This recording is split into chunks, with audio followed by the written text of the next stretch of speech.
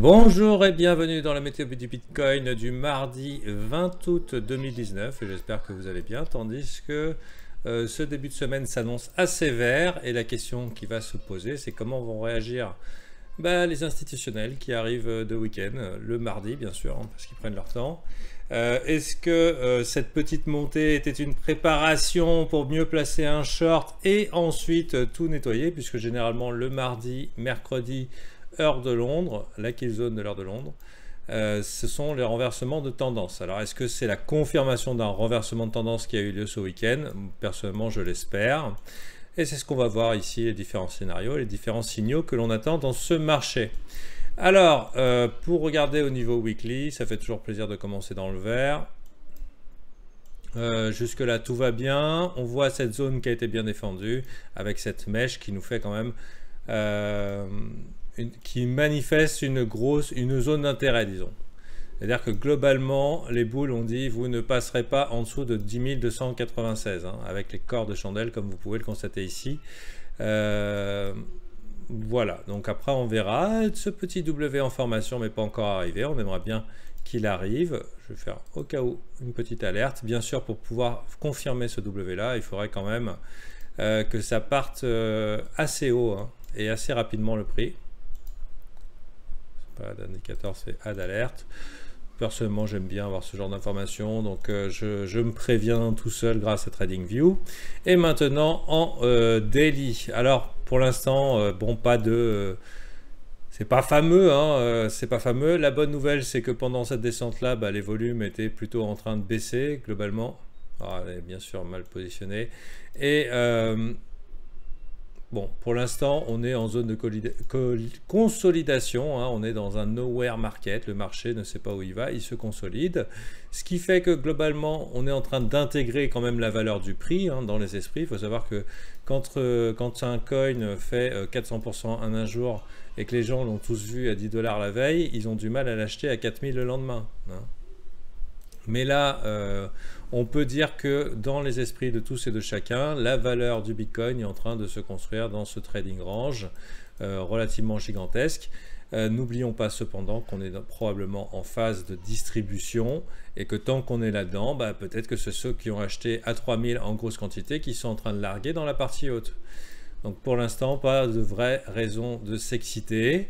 Avant éventuellement la clôture en daily d'un magnifique W, un magnifique W en daily de cette taille-là, W dans un W, ça serait vraiment super épique.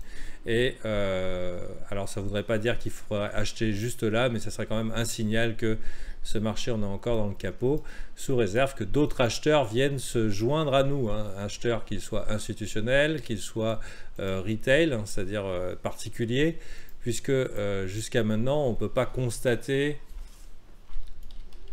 que les gens soient en train de rusher sur le Bitcoin. On va regarder. Et pourquoi je vais faire ce genre de recherche? Tout simplement parce que pour savoir si on est proche d'un top ou pas proche d'un top, il faut savoir si tout le monde a déjà acheté en fait. Si tout le monde a acheté, il n'y a plus que des vendeurs. Et globalement, c'est ce qu'on a eu en 2017.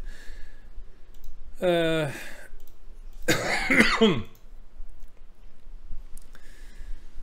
Donc c'est ce qu'on a eu en 2017 et tout le monde avait acheté, y compris leur mère et leur grand-père. Donc quand tout le monde a acheté, malheureusement, il n'y a plus que des vendeurs et après le marché vient se nettoyer.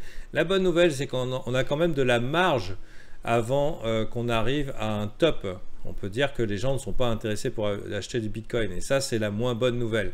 Sinon, qu'on a fait un petit W ici, mais aussi un M ici. Et globalement, on peut dire que ceux qui sont intéressés par le Bitcoin sont déjà dans la partie. Est-ce qu'on pourrait se considérer comme smart money ici, hein, puisqu'on n'a pas encore l'attention du public? Peut-être, peut-être.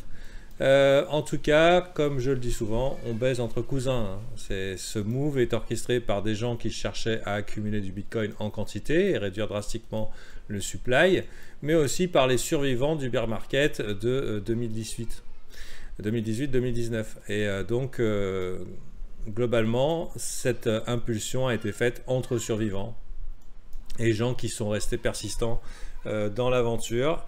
Et tant qu'on n'aura pas de nouveaux acheteurs et tant que, par exemple, on ne nous annonce pas officiellement que que voilà, le Bitcoin devient réserve de valeur mondiale, etc., à la place de l'or, enfin un truc complètement incroyable. Il ne faut pas s'attendre à voir les gens rush là-dedans.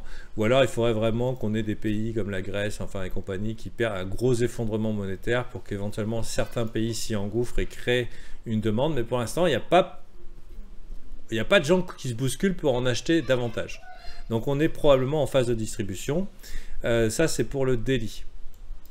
La bonne nouvelle, c'est qu'on a fait un petit W, qu'on est sous le support MA13, hein, ici, et un tag de neckline ici, ou alors point de contrôle, comme vous pouvez voir, à 10 542, serait pas stupide plutôt que de chasser. Et même idéalement, si vous êtes vraiment super bull, eh ben, on essaye d'attendre le W dans le W bien propre, et éventuellement un petit point d'entrée comme ça. Ça serait acceptable. Il y a beaucoup de gens qui sont intéressés pour acheter du Bitcoin sous les 10 000. La question, c'est qu'à force de venir chatouiller cette zone, est-ce que les acheteurs vont pas se fatiguer? Telle est la question. Donc, deux scénarios possibles long terme. Soit c'est une consolidation avant une deuxième vague, hein, soyons fous, on dit que c'est qu'une deuxième vague, que celle-ci était la première vague, allez, et la deuxième vague qui serait complètement fofolle. Why not? Pourquoi pas? Ou alors on considère que c'est accumulation, push, distribution, et ensuite bien sûr on va push down. Donc du coup pour l'heure on n'est pas vraiment dans une situation où on peut se dire que c'est la belle fenêtre d'investissement. La belle fenêtre d'investissement était là. Alors bien sûr si vous êtes sur le tard, dites ben, j'étais pas là. Ben, après maintenant vous prenez vos décisions, vous démerdez. Soit vous achetez le prochain Bitcoin, enfin le truc qui fait ça. Soit vous faites du swing trading et vous essayez de capturer ces mouvements là pour éventuellement accumuler, mais pour ça implique d'apprendre le trading et c'est pas une chose facile, même pour des gens qui ont l'habitude. On se gratte quand même souvent la tête, hein. Tous les jours on remet notre métier sur l'ouvrage. Donc ceci étant dit, je suis moi personnellement de biais bullish, hein, comme vous pouvez constater il y a un W sur RSI, on vient de passer les 50, ce qui est plutôt bon signe, donc on est revenu dans la catégorie bull. Cependant, ça fait quand même pas mal de temps qu'on monte sans petit pullback. Je pense qu'on est quand même dans le scénario suivant. Hein, vous pouvez constater qu'à court terme, déjà, les gens sont à fond dans le disbelief. Hein, je vois dans le chat, les gens n'y croient pas. Oui, back, c'est des fausses news. Le marché est manipulé. Bon, bien sûr, tous ces gens qui ont vendu là. Hein, le sentiment de peur était relativement extrême. Je ne sais pas si on peut vraiment se référer au calcul. Pour l'instant, on est encore dans la peur. Mais on peut constater quand même que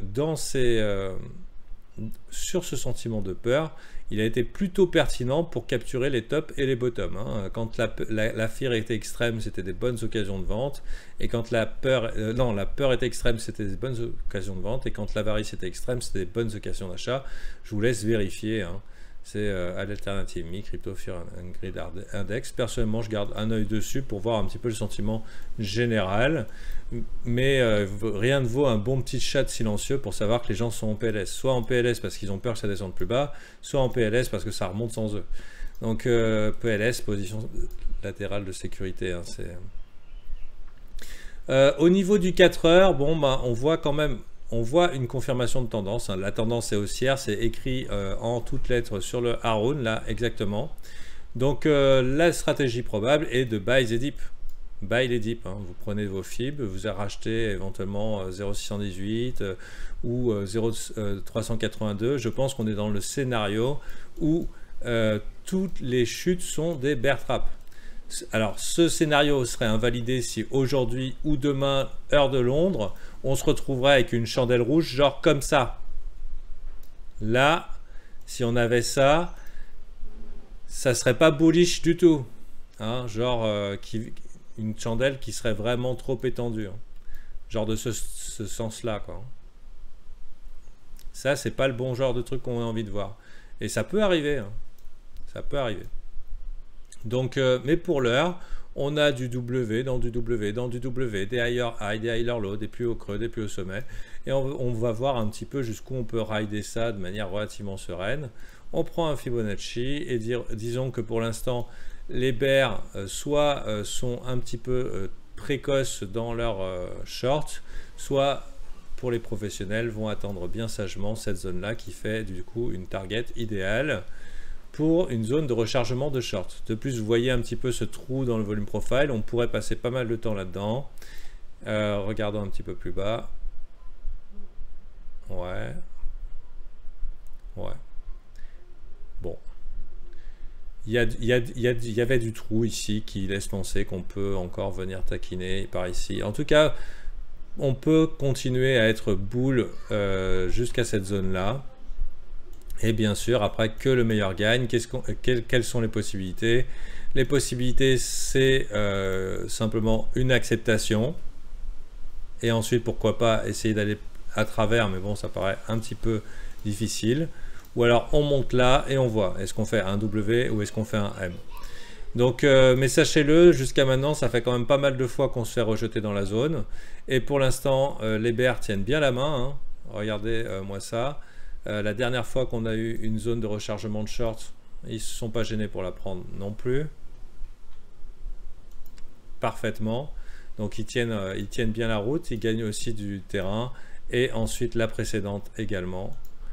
Voilà, donc pour l'instant, quelle est l'impulsion qui pourrait pousser ça et défoncer ceux qui ont vendu ici et ici, je pense. Parce que ça serait le but, hein, ça serait éventuellement de les bust et de donner plus de fuel. Personnellement, je vois pas. Il y a Backed 23 septembre. Est-ce qu'on est dans un scénario buy the rumor, sell the news? J'aime bien la réaction à Backed, qui est globalement toujours du disbelief. Hein. Je suis très bull moi sur ce marché depuis ce W en fait, je crois. Parce que tout le monde est en disbelief. Donc personne n'y croit. Je trouve que la majorité des gens n'y croient pas. Que la majorité des gens disent non mais Backed c'est nul. Ah ça monte parce que c'est manipulé, etc. etc.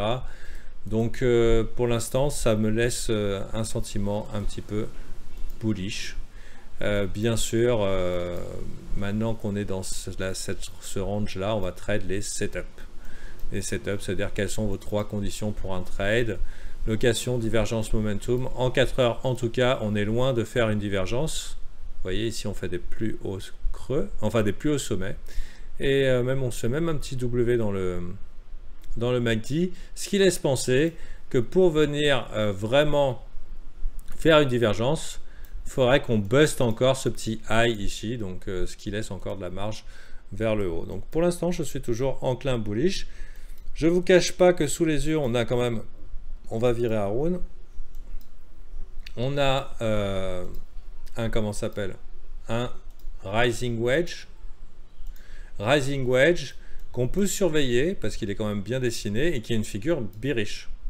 Ça veut dire que si on venait à perdre par exemple en 4 heures les MA13 et cette trendline ici, ça serait un signal baissier.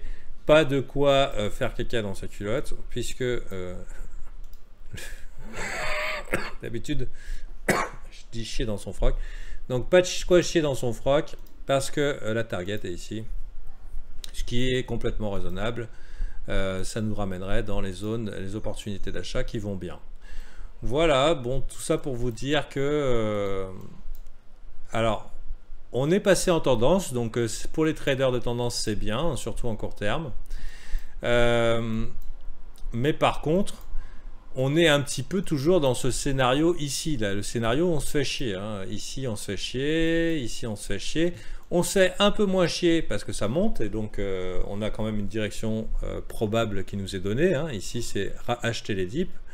Mais l'avenir du Bitcoin, on est quand même toujours dans cette consolidation long terme qui ne va nulle part. Et finalement, on ne sait pas. Est-ce que c'est la fin de la distribution ou est-ce que c'est... bon, on a bien découragé les petits porteurs qui, de toute façon, trouvent que c'est trop cher, ont eu peur 50 fois, ils ont chié dans leur froc, ils ont chié dans leur froc, ils ont chié dans leur froc. C'est bon, on a tout pris. Cette fois-ci, c'est la bonne. À voir. À voir, à voir. Considérant que le halving du Bitcoin a lieu l'année prochaine, ça serait vraiment dommage que ça soit comme ça. Puisqu'on pourrait dans ce cas-là avoir le scénario suivant, c'est que le halving constitue un top. et ça serait vraiment dommage puisque ça signifierait que les alts n'auront probablement aucune chance de s'en remettre. En tout cas, bon, bien sûr, on s'adaptera en temps réel. Pas grand chose à dire de plus, sinon que bon, court terme, la tendance est haussière. Long terme, on ne sait pas trop comment on va se faire manger et on attend mardi, mercredi ce que Londres va faire, donc aujourd'hui et demain. Si c'est de la grosse chandelle rouge, accrochez-vous à vos slips parce que ça va faire mal, vraiment mal. Voilà, voilà. Nous, on veut quand le marché monte qu'il n'y ait pas beaucoup de gens dedans. Donc si vous n'en avez pas acheté et que ça monte et ça vous fait chier, c'est plutôt une bonne nouvelle